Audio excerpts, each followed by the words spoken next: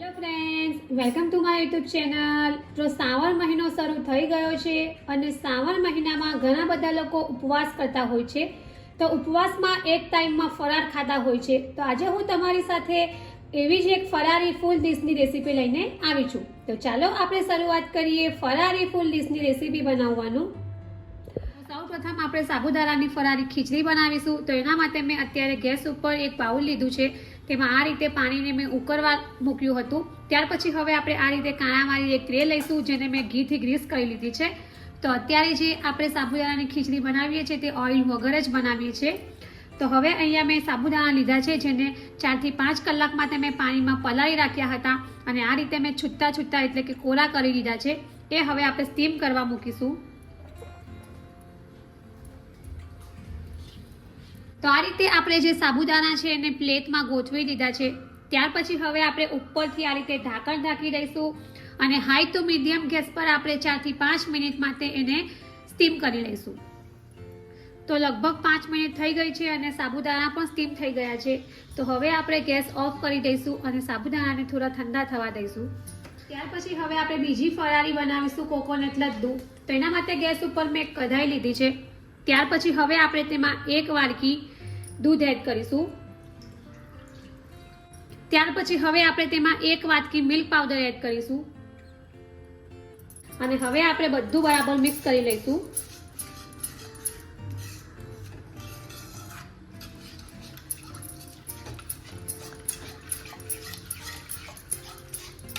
તો આ રીતે આપણે બધું બરાબર મિક્સ કરી લીધું છે. ત્યાર પછી હવે આપણે એ જ વાડકીના માપથી 1 વાડકી સુગર એડ કરીશું અને હવે આપણે સુગરને એકદમ સરસ રીતે મેલ્ટ કરી લઈશું. તો અત્યારે ગેસની ફ્લેમ આપણે મીડિયમ જ રાખીશું.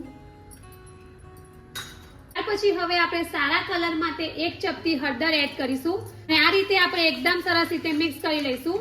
તમે ફૂડ કલર પણ એડ કરી શકો છો, પણ દૂધ સાથે હળદર ઉમેરવાથી તે લાડુ હેલ્ધી તો બનશે, સાથે સાથે તે કલરનું પણ કામ કરશે. અને જો તમે આ લાડુ છે તેને ફરારમાં લેવાના હોય અને તમે જો ઉપવાસમાં હળદર ન ખાતા હોય તો તમારે આ લાડુને વ્હાઈટ જ રાખવાના રહેશે. તો આ રીતે આપણે ખાંડને એકદમ સરસ રીતે મેલ્ટ કરી લઈશું. તો આપણી જે સુગર છે તે એકદમ સરસ રીતે મેલ્ટ થઈ ગઈ છે અને હવે આપણે 2 થી 3 ઉભરો આવે ત્યાં સુધી એને કૂક કરી લઈશું.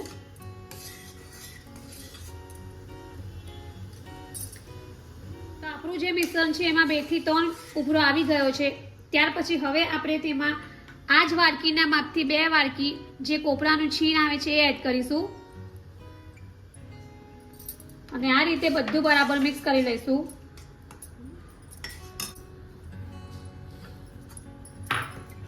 તો આ રીતે આપણે બધી વસ્તુને એકદમ સરસ રીતે મિક્સ કરી લઈશું અને હવે આપણે ગેસની ફ્લેમ મીડિયમ જ રાખવાની છે.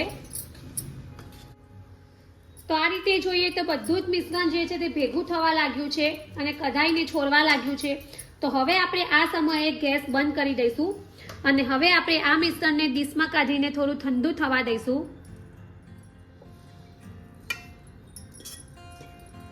તો આ રીતે આપણે બધું જ મિશ્રણ ડીશમાં બહાર કાઢી લીધું છે. ત્યાર પછી હવે આપણે એને થોડું ઠંડુ થવા દઈશું. તો હવે આપણે આ મિશ્રણમાંથી થોડું મિશ્રણ હાથમાં લઈશું અને હવે આપણે એના લાડુ વાળી લઈશું.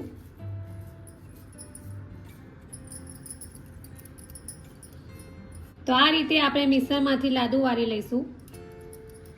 તો આ રીતે આપણા જે કોકોનટના લાડુ છે તે બનીને રેડી થઈ ગયા છે. હવે આપણે ઉપરથી થોડું ડેકોરેશન કરીશું. તો એના માટે આપણે કેસર એડ કરીશું. ત્યાર પછી આ રીતે ગુલાબની પાંદડી એડ કરીશું. તો રેડી છે આપણા ઉપવાસમાં ખાઈ શકાય તેવા કોકોનટ લડ્ડુ. તમે કોઈ પણ ફેસ્ટિવલ પર પણ બનાવી શકો છો અને રક્ષાબંધન પણ નજીક આવી રહી છે તો તમે રક્ષાબંધન પર પણ બનાવી શકો છો.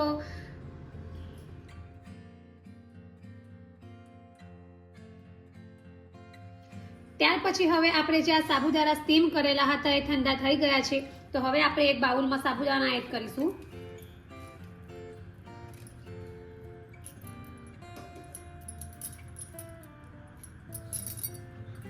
ત્યાર પછી હવે અહીંયા મેં બોઇલ કરેલા પોટેટો લીધા છે એ આપણે એડ કરીશું. ત્યાર પછી અહીંયા મસાલા એડ કરીશું. લાલ મરચું પાવડર છે, ધાણા જીરું છે, ઉપવાસમાં ખાઈ શકાય સિંગદાણ મીઠું છે, 1 ચમચી સુગર છે, સફેદ તલ છે અને ગ્રીન લીલા મરચાં છે એ આપણે એડ કરી દઈશું.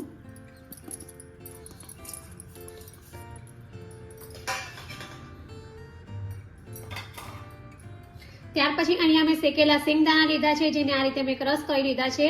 થોડા અધ કચરા જ ક્રશ કર્યા છે એ આપણે એડ કરીશું.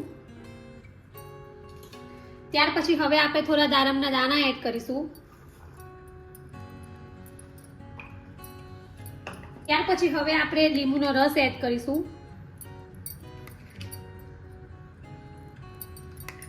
અને હવે આપણે એકદમ સરસ રીતે મિક્સ કરી લઈશું.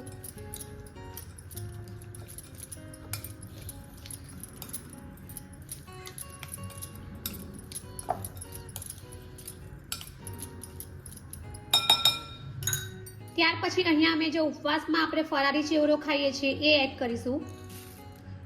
ત્યાર પછી આપણે લીલી કોથમીર એડ કરીશું. અને હવે આપણે બધી વસ્તુને એકદમ સરસ રીતે મિક્સ કરી લઈશું. તો આપણે આ જે ખીચડી બનાવી છે એમાં બિલકુલ ઓઇલનો ઉપયોગ નથી કર્યો. અને ઘણા બધા લોકો ઉપવાસ કરતા હોય છે તો ઓઇલ નથી ખાતા હોતા, તો એમના માટે આ ખીચડી જે છે તે બેસ્ટ છે. તો આપણી ઉપવાસમાં ખાવા માટેની ઓઇલ વગરની હેલ્ધી ફરારી સાબુદાણાની ખીચડી રેડી છે. ત્યાર પછી આગળ હવે આપણે બીજી ફરારી વાનગી બનાવીશું, જેમાં આપણે ઓઇલ ફ્રી ટિક્કી બનાવીશું. તો એના માટે મેં અત્યારે એક બાઉલમાં બોઇલ કરેલા પોટેટો લીધા છે. ત્યાર પછી હવે આપણે તેમાં શેકેલા સિંગદાણાનો અધ કચરો પાવડર છે એ એડ કરીશું. ત્યાર પછી હવે આપણે તેમાં આદુ મરચાંની પેસ્ટ એડ કરીશું. ત્યાર પછી હવે આપણે ઉપવાસનું સિંગદાણ મીઠું એડ કરીશું. ત્યાર પછી હવે આપણે 1 ચમચી સુગર એડ કરીશું. ત્યાર પછી હવે આપણે થોડો લીંબુનો રસ એડ કરીશું.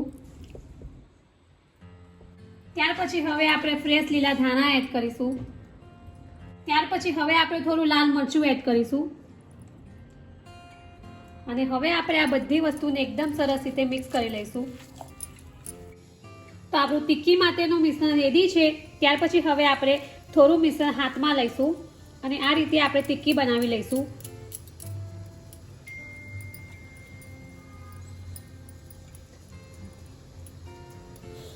તો આ રીતે આપણે ટિક્કી રેડી કરી લીધી છે. ત્યાર પછી અહીંયા મેં આરા લોટ લીધો છે, એટલે કે જે તપકીનો લોટ આવે છે તે લીધો છે. તેમાં આપણે આ રીતે ટિક્કીને કોટ કરી લઈશું.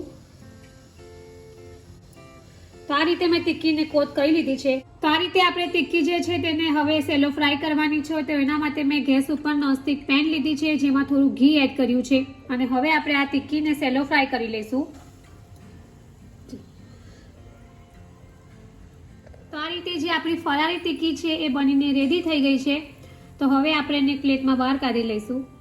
તો રેડી છે આપણી ઉપવાસમાં ખાવા માટેની ફરારી ટિક્કી.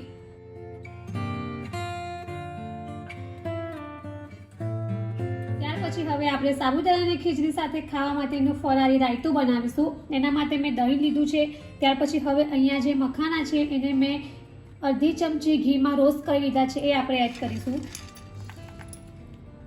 ત્યાર પછી હવે આપણે મરી પાવડર એડ કરીશું. ત્યાર પછી હવે આપણે ઉપવાસનું સિંધવ મીઠું એડ કરીશું. ત્યાર પછી હવે આપણે થોડી સુગર એડ કરીશું. ત્યાર પછી હવે આપણે લીલી કોથમીર એડ કરીશું. ત્યાર પછી હવે આપણે દાડમના દાણા એડ કરીશું. અને હવે આપણે આ બધી વસ્તુને એકદમ સરસ રીતે મિક્સ કરી લઈશું. તો આપણું ફરારી રાયતું રેડી છે. ત્યાર પછી હવે આપણે ટિક્કી જે બનાવી છે એની સાથે ખાવા માટેની ગ્રીન ફરારી ચટણી બનાવીશું. તો એના માટે મેં મિક્સર બાઉલમાં કોથમીર લીધી છે. ત્યાર પછી સિંગદાણા છે, સુગર છે, સોલ્ટ છે એ આપણે એડ કરીશું. ત્યાર પછી અહીંયા મેં ગ્રીન મોરા મરચાં લીધા છે એ આપણે એડ કરીશું. ત્યાર પછી હવે આપણે થોડો લીંબુનો રસ એડ કરીશું. ત્યાર પછી હવે આપણે થોડું પાણી એડ કરીશું અને ચટણીને ક્રશ કરી લઈશું. તો આપણી ટિક્કી સાથે ખાવા માટેની ફરારી ગ્રીન ચટણી રેડી છે. તો હવે આપણે ફરારી ફૂલ ડીશને સર્વ કરીશું. રેડી છે આપણી ઉપવાસમાં ખાઈ શકાય તેવી ફરારી ફૂલ ડીશની રેસીપી, જેમાં મેં સાબુદાણાની સ્ટીમ ફરારી ખીચડી બનાવી છે. તેની સાથે મેં ફરારમાં ખાઈ શકાય તેવું રાયતું બનાવ્યું છે. ત્યાર પછી મેં ફરારી ટિક્કી બનાવી છે, તેની સાથે મેં ગ્રીન ચટણી બનાવી છે અને ફરારમાં ખાઈ શકાય તેવા કોકોનટના લડ્ડુ બનાવ્યા છે. તો ફ્રેન્ડ્સ, આ જે ફરારી થાળી છે તે તેલના ઉપયોગ વગર બનાવી છે, તો ખૂબ જ હેલ્ધી છે અને ખૂબ જ ફટાફટ બની જાય એવી રેસીપી છે. તો ઘણા લોકો ઉપવાસમાં ઓઇલ બિલકુલ ખાવાનું પસંદ નથી કરતા, એમના માટે આ જે થાળી છે તે ખૂબ જ હેલ્ધી છે. તો આ ફરારી થાળીની રેસીપી એકવાર જરૂરથી ટ્રાય કરજો અને કમેન્ટ બોક્સમાં મને જણાવજો કે તમને મારી આ રેસીપી કેવી લાગી છે. જો તમને મારી આ ફરારી થાળીની રેસીપી પસંદ આવી હોય તો મારી ચેનલને લાઈક અને શેર જરૂરથી કરજો અને આવી જ બીજી નવી રેસીપીઓ જાણવા માટે મારી ચેનલને સબસ્ક્રાઈબ કરવાનું ભૂલતા નહીં. તો ફરી પાછા આવા જ નવા વિડીયો સાથે મળીશું. ત્યાં સુધી bye bye and thank you for watching my video.